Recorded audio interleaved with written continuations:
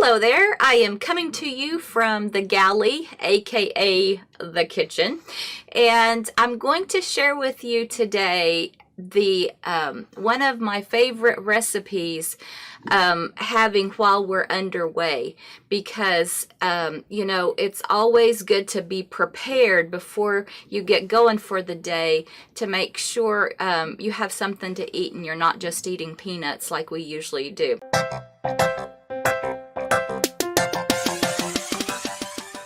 So anyway, this is what we do on the days that we are prepared to travel. I'm using a recipe from recipeteacher.com, and this happens to be the best damn instant pot pulled pork. So we do have an instant pot, and I've found that it's really a fantastic appliance to have on board, because not only does it do a great job, but it does it so much faster than a normal crock pot would. So I do recommend getting an instant pot, and you know, you're going to have a recipe already to make. So as it said in the title, this is a pulled pork recipe. I have a boneless pork butt that I'm going to be using today. I've used the bone in before, and I've used the boneless. Boneless just easier to cut up. So let's get started.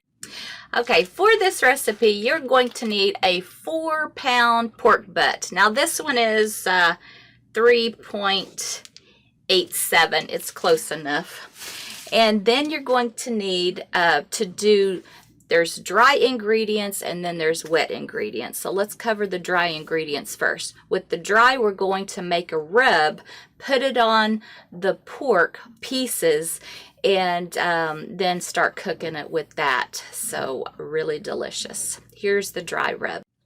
Now, I do plan to do a tour of the Galley, a video of that, but this is any way you can save space, do it.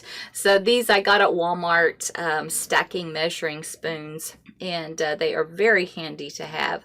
The mixing bowls I have, they stack 3 together, very sturdy with the rubber bottom so they don't go anywhere, don't slide around in the cabinets or anything like that. So we are going to make a rub, a dry rub. We're going to start with 3 tablespoons of brown sugar.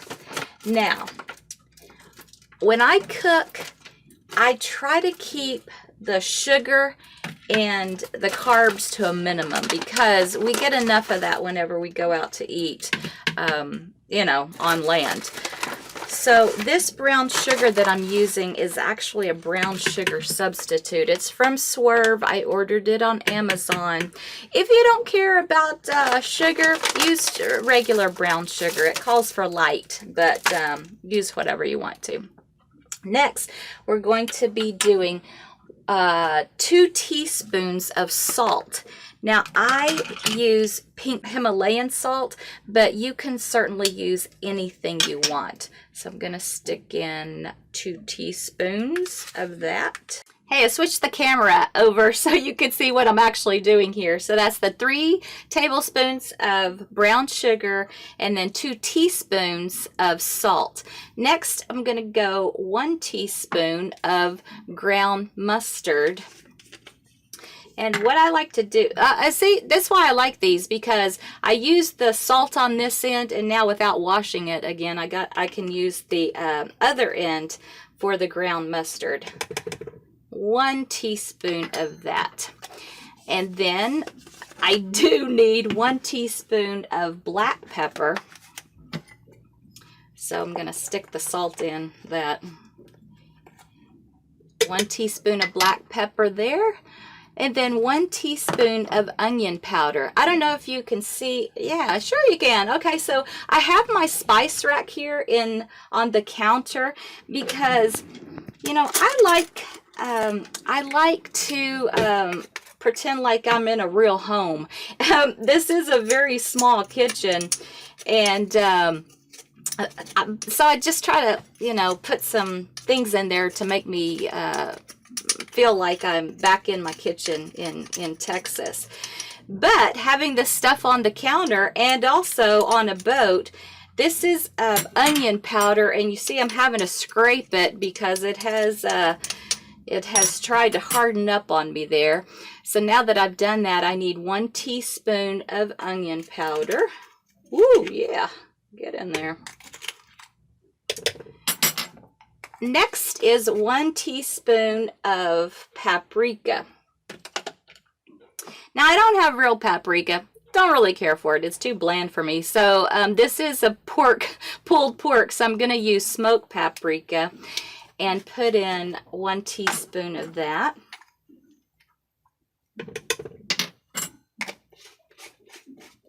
Next, whoops, you go down here.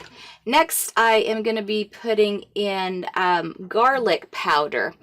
I relabeled these because, I mean, come on, I don't really use a lot of fennel seeds, and, you know, sometimes these spice racks come with some weird things. I switch them over to make it fit me and cooking the way that I like to cook.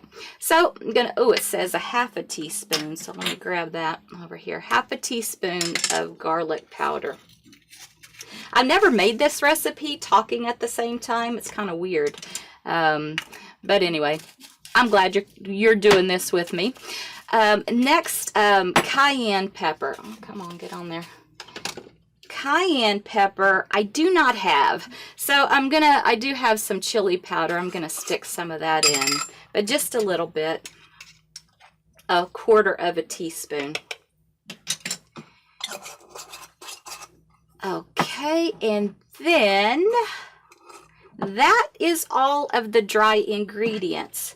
So I'm going to, because that brown sugar kind of you know, likes to stick together and not mix with anything else, I'm going to use a fork and smash it all up so I can get the dry rub all together. But now you've heard what goes in the dry rub. Doesn't that sound like it'd be a good thing to do? Okay, so let's go get the pork. So this pork butt has a little net on it. I'm going to release it from there. The first thing to do is you want to trim all the fat off of it. Oh yeah, that looks fantastic. Oh, it all came undone. So I'm going to trim this fat here because I don't want that in the Instant Pot. I don't want that dry rub on this part. Got a serrated knife, which is very helpful. I only have about 4 knives on board, so you just got to go with what you've got. Alright, so look at that fat that I cut off one of the sides. Now what you want to do is cut this into 4 basically equal pieces. So it is a weird shape here. Okay, so I cut the fat off of the pork butt. And now I'm going to take the piece. Now, it's supposed to be, as you may have heard me say, cut into 4 equal pieces. But when I started cutting, I found more fat, so I had to take that off. So I'm just going to give this piece a rub. Make sure all that rubs on there. Stick it over here on a plate. And finish doing all these little pieces just like that. Okay. I have set my Instant Pot to saute, and now I am going to put 2 tablespoons of olive oil in there. I'm going to saute all these pork butt pieces before we get this going. 2 tablespoons olive oil. Gonna let that get going, get hot, and hear it sizzling. Okay, gonna stick some of these pieces in here. Oh, you hear that? Beautiful.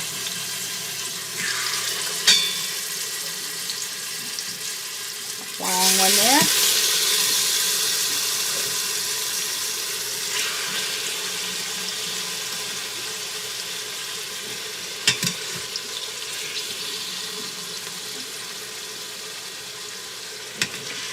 One more. All right.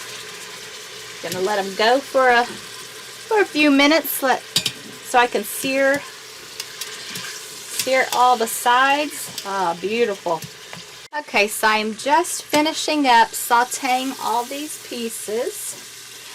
Now what's happened in the bottom of this Instant Pot is it's got some, woohoo, get back up there.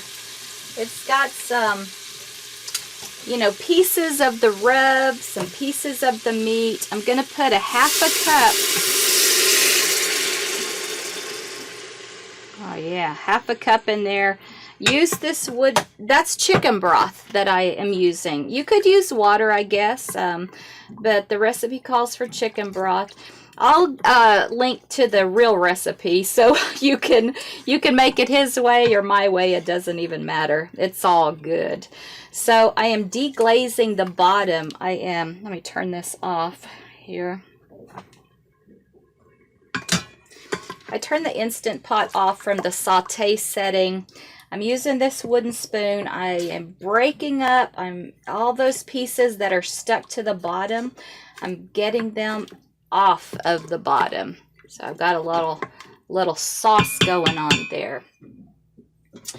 Okay, now I'm going to put these pieces back in, and what I want to do is put them into the liquid. So you know I have more than 4 pieces, so I am getting creative on how I'm stacking these in. Some of these little pieces, you know, I think they'll be fine because it's going to stay in this, stay cooking for about an hour. With a crock pot, oh my goodness, it would take all day. I should have started it way early if we were going to eat it tonight.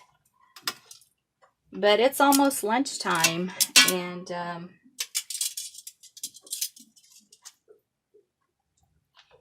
okay, getting these last pieces in. All right, now I have creatively positioned them so they are all touching the liquid in there. Now I'm going to put about a cup of chicken broth in here. A little bit more.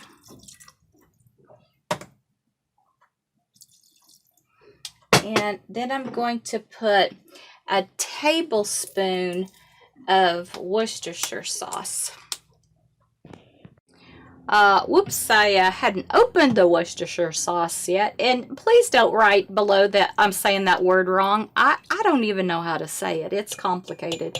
So anyway, I put 1 tablespoon of Worcestershire sauce. I'm going to put 1 teaspoon of liquid smoke in there to make it a nice smoky taste. Now doesn't that sound good? The stuff in the dry rub, the stuff that it's soaking in, all that is going to make us some fine pulled pork. You know, I told you earlier I've never talked and made this at the same time. Well, there's a reason for that. I just messed it up a little bit. I shouldn't have put the pork in. I should have put the chicken broth and then the liquid smoke and the Worcestershire sauce in. Stir that all up and then put the pork in. But oh well, it's still going to be good. Doesn't even matter. So now we're going to take the lid.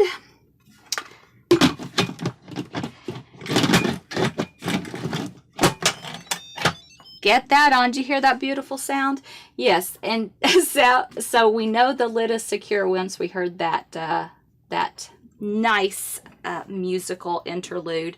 I'm going to put the pressure cook manual here. I'll just do this, and then I'm going to bump it up to 60 seconds.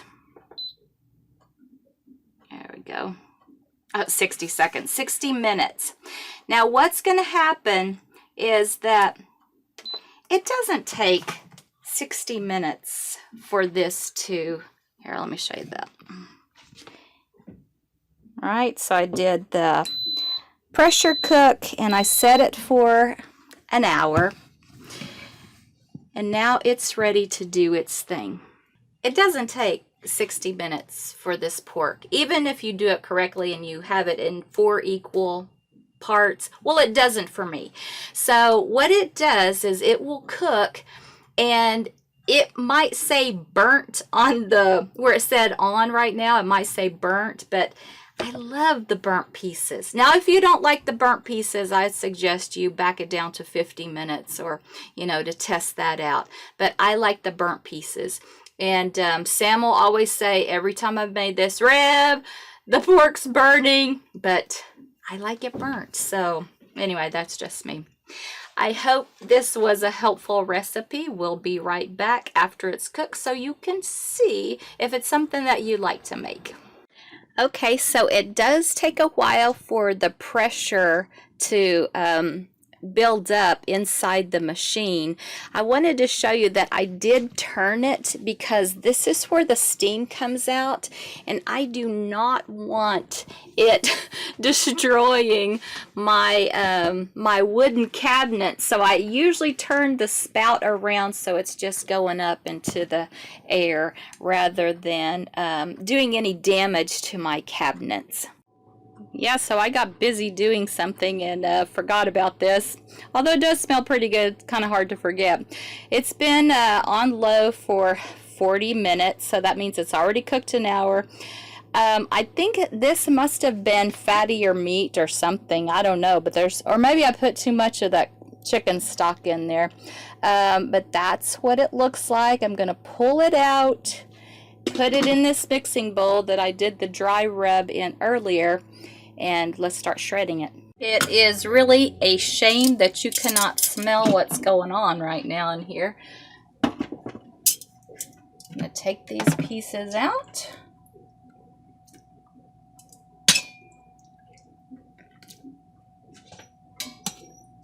Oh, falling apart. Ooh, yeah. Alright, so I just make it easy and take 2 forks. Look at that falling apart. Oh my goodness, it is just so tender. And I'm gonna get my taste tester in here. So how I usually serve this, I keep some, well, I'm making it now because we're plugged into power. And we have 3 days coming up. We're going to Hoppy's, and they don't have power, and then we're going to do 2 anchorages, and they don't have power. So I wanted to make this today. Now, sometimes I half it, and I'll keep half in the refrigerator, and I'll keep half in the freezer. And so what we do is we take a barbecue sauce. I don't put the barbecue sauce on until I serve it because I like it to taste more fresh. And look at that. Look at that pulled pork. The Instant Pot did all the work. Okay, so it's all shredded. How we usually have these when we're underway is that I buy these Hawaiian sweet rolls. They're good. And well, I love this kind of barbecue sauce. It's sugar-free, but it's delicious. Did you know it's sugar-free? I didn't know it was okay, sugar-free. see? That tells you something. So I, make him a couple of those sliders. I put some barbecue sauce on it, put a couple hamburger pickles, and why don't you taste the pork here, see what you like. If you like it. But it's just bare. It doesn't have the It's actually great that way. I wouldn't even put any barbecue sauce on it. Oh my goodness. He's saying that because I like to burn it because I like the burn part. This time I don't know if it's different. I used chicken. It is good. I used chicken stock instead of the chicken broth. I don't know if that had anything to do with it, but anyway, got the captain's thumbs up. approval. So anyway, if you need, I'll put the links below. If you need an Instant Pot, I'll put a link there. They are our affiliate links. We get like what, 4 cents if you use it. I don't know. Don't worry about it. I'll link to the original recipe, and then I'll have a link to how we make it. All right. So thanks for joining us in the galley. See you next time on the Here's to Us pulled pork recipe. Bye.